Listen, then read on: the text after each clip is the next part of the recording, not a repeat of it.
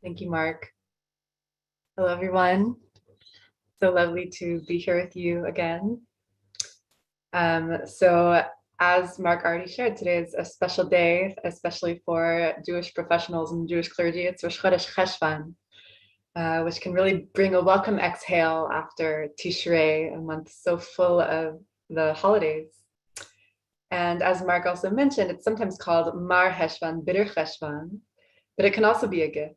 And actually, the opposite of Mar, if you just flip it on its head, Ram means elevation or importance. So it could that bitterness could actually become something quite important.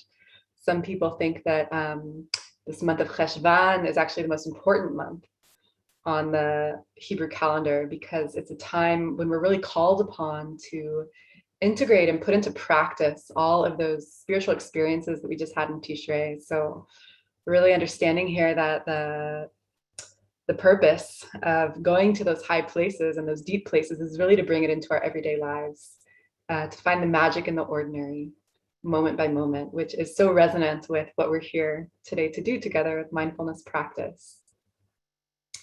So it's a beautiful time to practice together on Rosh Chodesh. And I want to just share before we dive into practice a little bit of inspiration as well from this week's Parsha, which is Noach, which is my Bat Mitzvah Parsha. I really love it.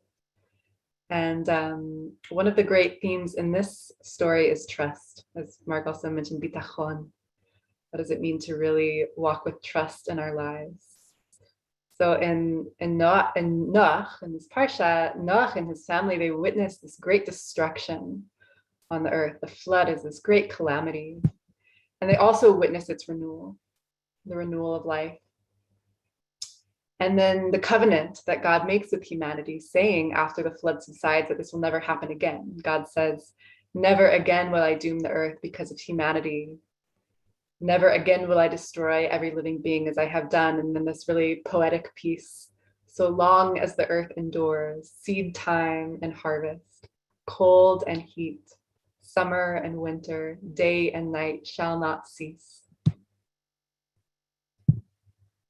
So it's inviting us into trust, even as we bear witness to or experience destruction or calamity or chaos or change in our own lives and in the world, that there is this kind of basic trust that we can access. And it's a trust in reality itself.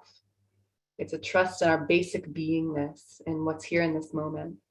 And this is really the foundation of all spiritual practice and the spiritual life, because just to begin, our practice requires this kind of basic trust and willingness to open to what's here. I just want to invite you for a moment to maybe check in with yourself and feel into, is there anything in your life, any area, perhaps a thought that's been turning over and over, or some kind of concern where you could bring a little bit more trust? You could just invite a little bit of trust right now. Just trusting that whatever's going on, it's held within a bigger picture. It's held within a greater reality that we can't always perceive the totality of what's happening and why it's happening.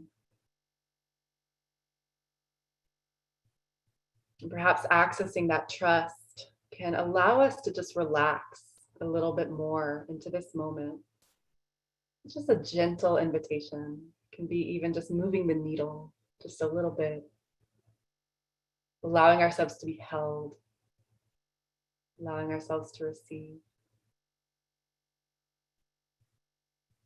We might even ask ourselves if I knew that things would work out in some way okay, how would I feel in this moment?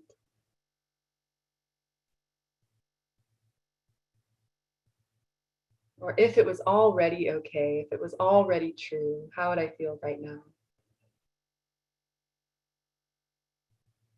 And inviting that trust, that emunah, even into the body, allowing our very limbs to soften around whatever it is that we might be holding.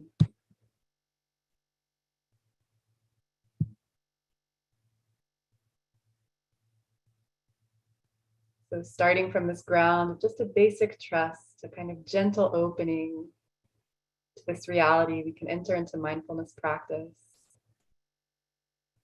Just relaxing, softening, opening.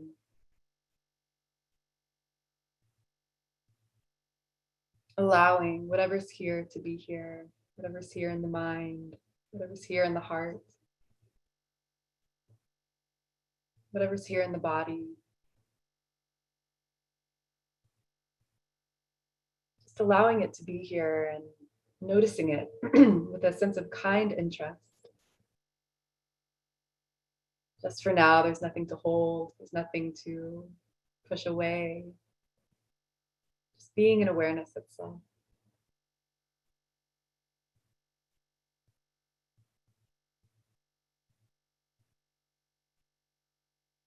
And perhaps allowing the attention to rest on the breath.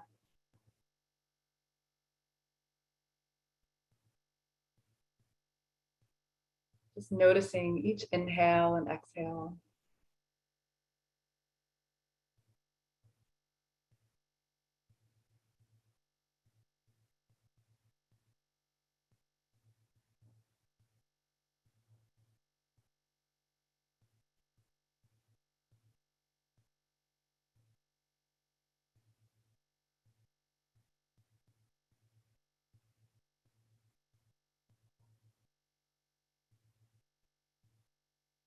And opening to the fullness of this moment again and again. So the mind will wander.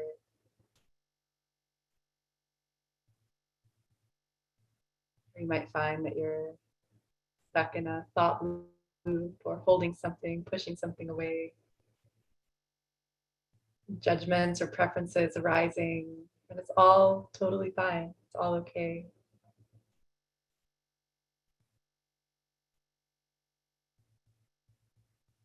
Just noticing and allowing whatever's here.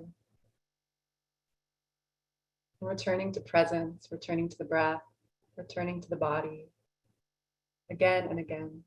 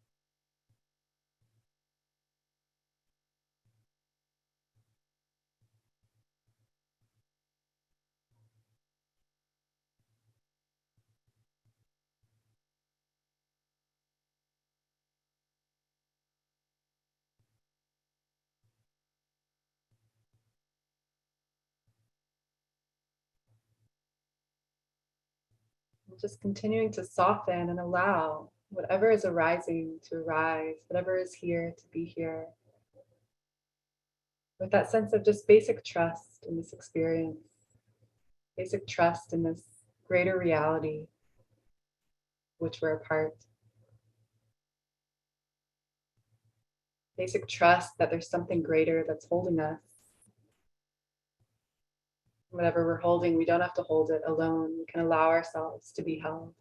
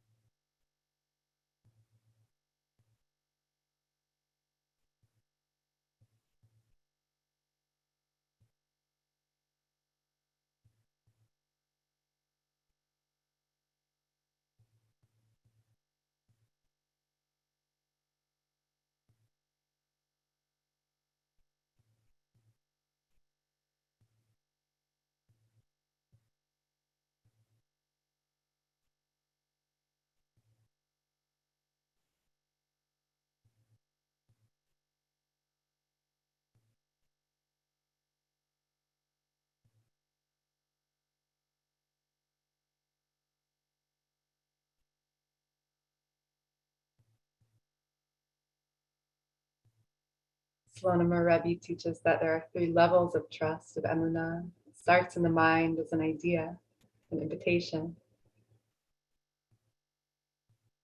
and then it enters the heart, and the heart begins to open and soften. And the highest level is trust, feeling that sense of trust in the body itself. Just bringing the attention to the body, noticing if there's any tension, any holding, anywhere in the body. You might do a brief body scan, perhaps starting at the head, noticing if there's any tension behind the eyes or in the jaw. And just working your way down, noticing any tension in the throat, the shoulders. The gentle invitation to soften, to relax.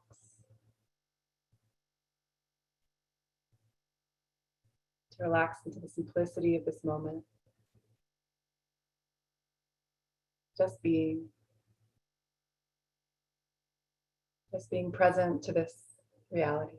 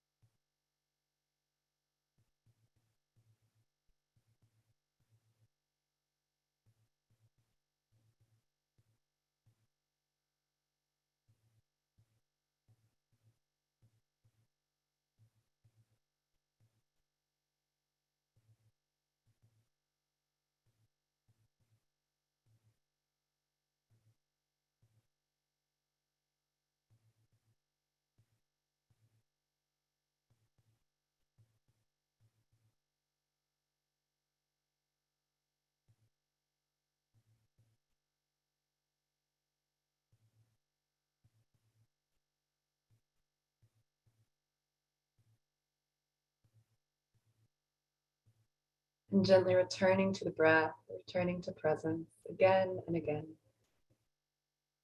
with kindness.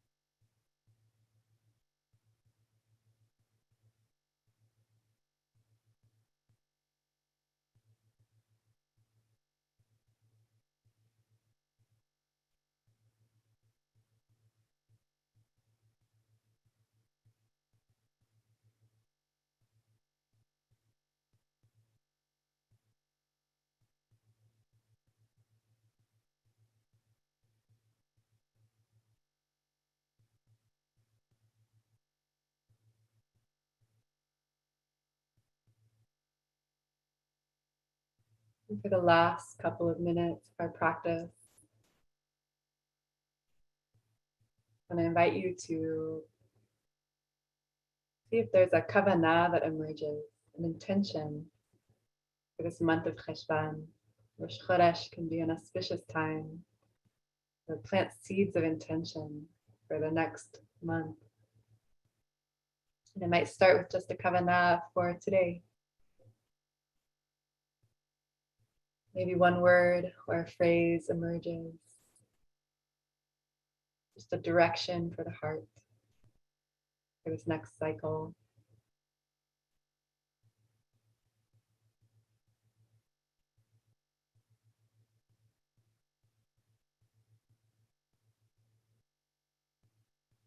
You might see what emerges and then offer it to yourself as a blessing.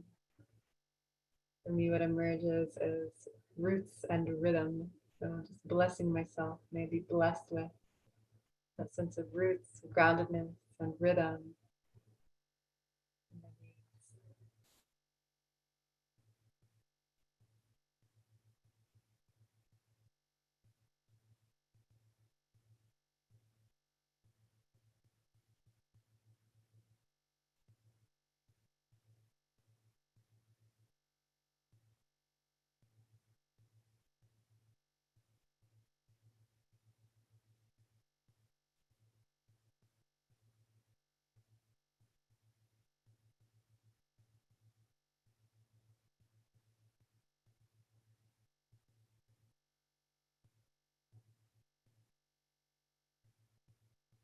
And then you can take just 5 more deep breaths.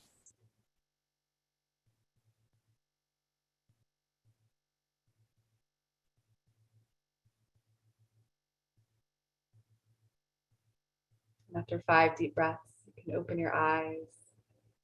Perhaps just take a moment to take in the space around you.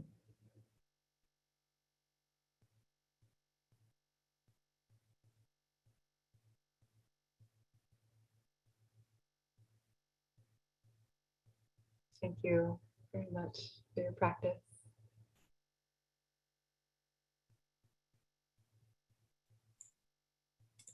Thank you so much, Rebecca. Just beautiful. Thank you for bringing us in for a beautiful landing too. Friends, we seal the practice as we always do by offering an opportunity for those of you who are in mourning or observing a yard site, or if it's your custom to engage in Kaddish practice. And if you're holding someone in your heart today who you've lost, you'd like to put their name in the chat box now or after the Kaddish, you're welcome to do so. For those who are not reciting Kaddish, you have a role to play in simply being a present, being present and being a compassionate supporter for those who are carrying grief, who I invite to join me in rising in body or in spirit to recite Mourner's Kaddish. Yitkadal, Yitkadash, Shemei Rabbah. Amen. V'alma divrach Yerutei, v'yamlich malchutei, v'chayechon, v'mechon, v'chaye d'chol Beit Yisrael, v'agala v'zman kariv, v'imru Amen. Yehei Shmei Rabba Barach Olam Meh Amaya. Yitbarach v'yishtabach v'yipa'ar v'yitramam v'yitnaseh.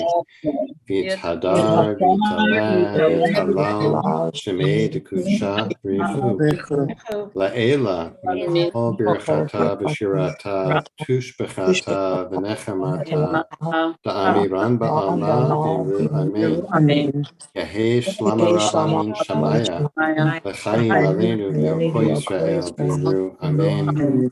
Oseh shalom b'mamav v'yaseh shalom aleinu v'yoko Yisrael. Call your Tevel. Amen. Amen. Amen. Amen. Friends, thanks for joining us today for this beautiful practice led by Rebecca Schisler. Thanks to I.D. Stein for holding our space. As always, you're invited to stay on for a few minutes of conversation with our teacher for today, Rebecca Schisler. For those who are leaving us, just a reminder, first of all, that tomorrow will be led in practice by Cantor Heather Batchelor and we invite you to join us to sit into Shabbat together. Always lovely to do that on Fridays. And next week, a couple announcements. First of all, we will be meeting on Monday, and we will not be meeting live on Thursday. The IJS staff is going on a staff retreat, so we will not be meeting live next Thursday, just to be aware of that. Of course, all the meditations are recorded. They're posted on our YouTube channel. You can always make use of any of the meditations, including this one that you find helpful. So we won't be around live next Thursday, but otherwise Monday through Wednesday and Friday next week. And just a note that the Zoom link for the meditation room is going to be changing on October 18th. So that's a ways off, but just to be aware. Okay. Again, thanks so much for being with us and creating this beautiful community of practice. And if you have a question, feel free to use the chat box now, which is open again. Feel free to add any reflections on the practice or questions that you'd like to put to Rebecca in the chat box. Rebecca, thanks. It was just beautiful. And, since I had said that my kavanah or self-blessing was trust, I really appreciated that. Was what I needed to hear. And on top of that, yesterday, Rabbi Jonathan Slater and our staff was teaching our clergy alumni a text from the Tivot Shalom, which happened to be like bingo, like wow, right on. I'm going to put the text in the chat box for those who might be interested in taking a look at it. But it's the upshot of the teaching. There was the idea of well, this is a Shemitah year, of course. That's another layer, right? And so the teaching is really on Shemitah, the year of release, and on experiencing emunah, not just in our head, not just in our mind, and not even in our heart, but in our bones. And I thought of it when you alluded to that, about having this sense of experiencing a sense of trust in our bodies. So I don't know if you want to elaborate on that at all. I have a little bit more to say about that or ask you about, but anything you want to add to that, or just throw a little Shemitah wrinkle in there?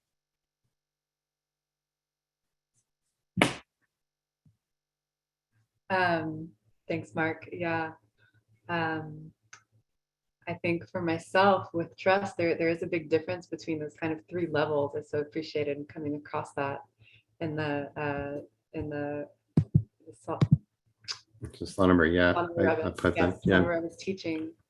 And I think often it's like that they say that the longest journey is from the head to the heart.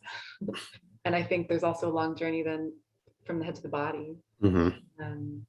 To have an idea about something versus to really feel it and to really relax into it, mm-hmm. just makes all the difference. And then, I think in mindfulness practice, especially on retreat, sometimes we notice that we suffer when we brace ourselves for something that we don't want to happen in the future. And the irony there is we're not even, that thing that we're afraid of isn't even happening, but we're already suffering in the present moment just because of this idea of what might happen. And I realized at one point that, we could do the same thing for beautiful things that might happen. We can kind of brace ourselves for the good, What if we imagine that something really wonderful might unfold and allow ourselves to really feel that in the present moment? Like, what would that feel like if we knew that something beautiful was going to happen? And in a way, it's not even relevant whether or not that thing actually will happen, but it's amazing to notice how it impacts how we feel in the present moment. Mm-hmm. And I do believe that actually opening the body in that trust probably on some level does make it more likely that the outcome will be beneficial as well.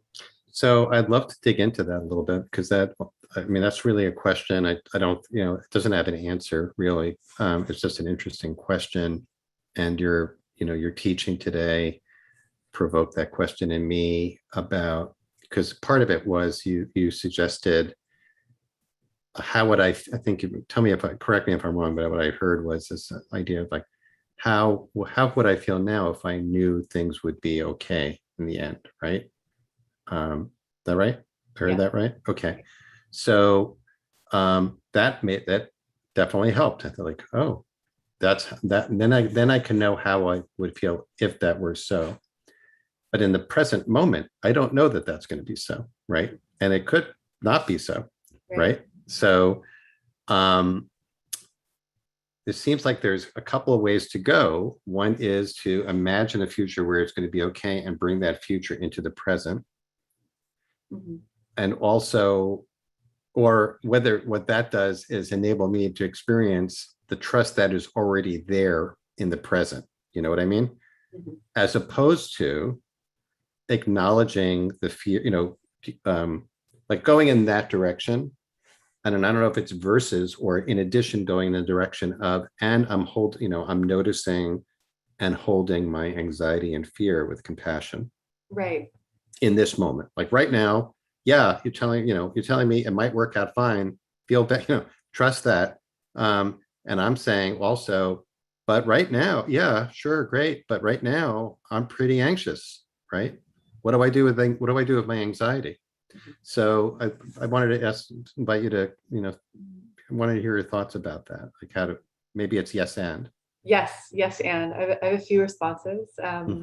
One, absolutely. So obviously with things that we might need to bring trust to in our lives, there's a whole range of like things that are more minor and things that are huge, huge matters of great importance and health and life and loss versus like, am I going to have an okay day at work today? Or am I going to get the food, whatever, the more minor things. So just acknowledging that. And always, I think holding whatever anxiety or fear might be there with compassion for sure is really important. As I said in the meditation, also, it's not about, I don't think it's fair for us to have some kind of expectation that no matter what is going on, that we can just open to total trust, but maybe just moving the needle. I really like to think of like that phrase sometimes with practice. Even if we can open in a very subtle, soft way, even if we can relax just one muscle, even if we can just say, okay, it's not about that thing in the future going well, but just this moment, can I open and bring some compassion? So like, I love the name of that podcast, 10% Happier, because we often have these lofty spiritual ideals of I'm going to meditate every day for a year and become enlightened. But maybe it's like, I can be 5%, 10%. I think we'll, I like to say 2%. 2%. It's 2%. That's fine. Moving the needle is really like almost like that the phrase moving the needle. It's like, even what might seem imperceptible, right? Right. It's still moving the needle. It's still right. So that's great. Yeah. I want to make sure we have a little bit of time for you. Like, I'd love to hear about, this new position actually, and what you're doing with college students. We don't get a lot of college students on our daily sit. I hope we will, but I think it would be really interesting to hear about that. So I just wanted to do that. But before we move to that, there is a question from Lori, always has great questions, who is pointing out the part of the teaching where you inviting everyone to feel, having experience of not holding the anxiety alone, right? Not holding the worry alone, but to be trust being held by God and community and something larger than ourselves. So Lori wrote, for those of us who are dysfunctional, let's see, my self-sufficient, I'm not sure, there's probably a little typo here. Please talk to how to be held. So maybe it's just an opportunity to elaborate on that. But what does it mean to engage in practice of letting ourselves be held by whatever it might be, whether it's however people want to conceive it as God, community, something bigger? Yeah. So yeah, what is this greater whole of which we're a part? Lori is correcting. The issue was that those of us who are dysfunctionally self-sufficient. That's an excellent, and I'm not sure it's a clinical phrase, but it's an accurate phrase. Thank you, Lori. I'm brand new to Silicon Valley, so I am also discovering this unique environment. So I appreciate your question. Yeah, and I want to just acknowledge also that I think for those of us in the Western world, it can be even harder to trust community, to trust the greater whole, to trust the earth, to trust that it's okay to not be totally self-sufficient or individual, because that is kind of the story that we're operating within. That's what we're shooting for, and that's not true of every culture, especially cultures that are more earth connected and really communally oriented. I think I have a few thoughts on it. One is that practice really shows us a big part of mindfulness practice, especially when we deepen into it, is really exploring this notion of the self. Like, what is this self that I'm so hung up on? And we start to notice that we're constantly thinking thoughts about ourselves. Like, how are people perceiving me right now? Or am I going to be okay? This, that, the other thing. Sometimes we call it selfing. And then when we start to pay attention, we realize that this idea of self, this question of like, who am I? Am I this body? Am I this mind? Am I this heart? Who is this observer having this experience? It's not necessarily as solid as we may have thought. And what starts to emerge is this sense of the actual interconnected reality that we're in, this interdependence, this way in which all of us as individuals, that we seem separate, are actually indelibly interconnected in really in every way, subtle and gross ways. And so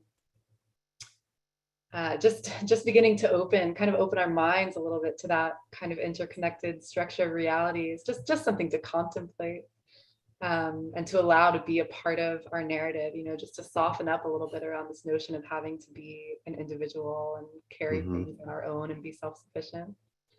It's not easy. It's certainly not easy for me to ask for help and to trust that I'll receive it. Yeah.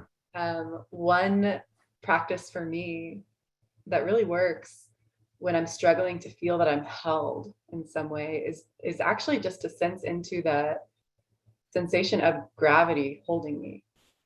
Like, somehow I'm sitting here on this chair and I'm glued to the earth. Like, I'm not going anywhere. The earth itself is holding me in some mysterious way. And actually, a spiritual practice that's really important to me, and that we also see a lot in our tradition, in the tradition of prostrating in certain moments, and also moments when Moshe himself gets really overwhelmed. It says he falls on his face. And it's something I really recommend, actually, and I do it for myself, just the practice of going and laying on the ground when we feel too overwhelmed, when we feel like we're holding too much on our shoulders, we can't hold it all. Just to lay on the ground, to be close to the earth, and to imagine and invite that awareness of the earth holding us. The earth can hold it, whatever it is. And she's here with us. She's alive. She loves us. We can love her, So that's one suggestion. That is fantastic. All of that is fantastic. Thank you. So we have just a couple of minutes. So why don't you maybe tell us a little bit about, what you're doing, and, probably it's early on to share any observations, but I just think it's fantastic that Stanford Hillel is doing this, and I'd love to hear a little bit. Yeah, thank you. Yeah, it's very exciting. So as Mark shared, I'm directing a new initiative at Stanford Hillel, which is it's called SHEFA, which is an acronym for spiritual resilience, holistic health, emotional well-being, food security, and abundance, and also means abundance in Hebrew. So it's really exciting to me because when I was in college, I went to Wesleyan University.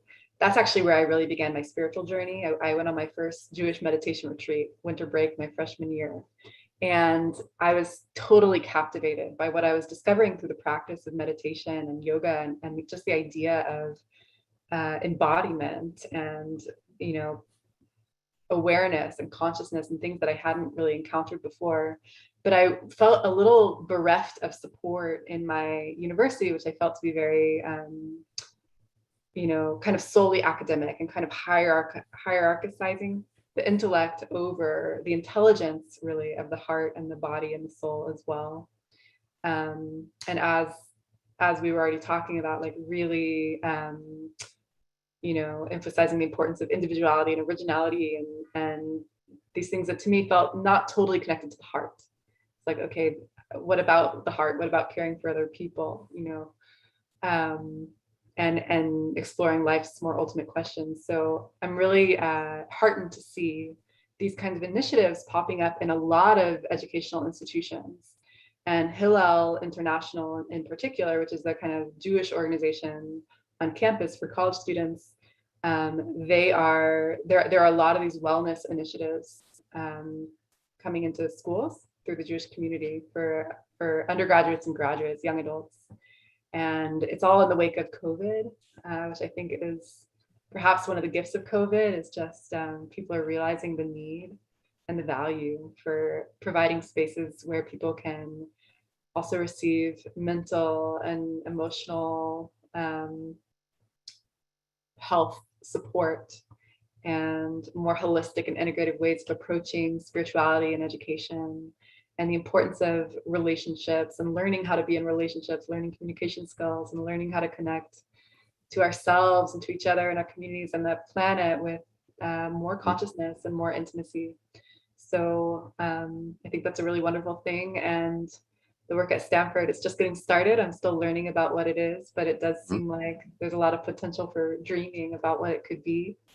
And it's very exciting. I think people are open. That's what I'm perceiving in a new way than they were before. Well, it's great in every way. And on behalf of everyone here, I want to wish you hatzlacha rabah, a lot of success in it and a lot of reward. And it's a great gift for those students to have you there, and great gift for us today, Rebecca, really to learn and practice with you. So thank you so much for making time to lead us today, and hope we can have you back again soon. Okay, great to see you. Good luck. Thank you, everyone. All right, everyone. We hope to see you tomorrow. Sit into Shabbat together, and many blessings to you all. See you soon.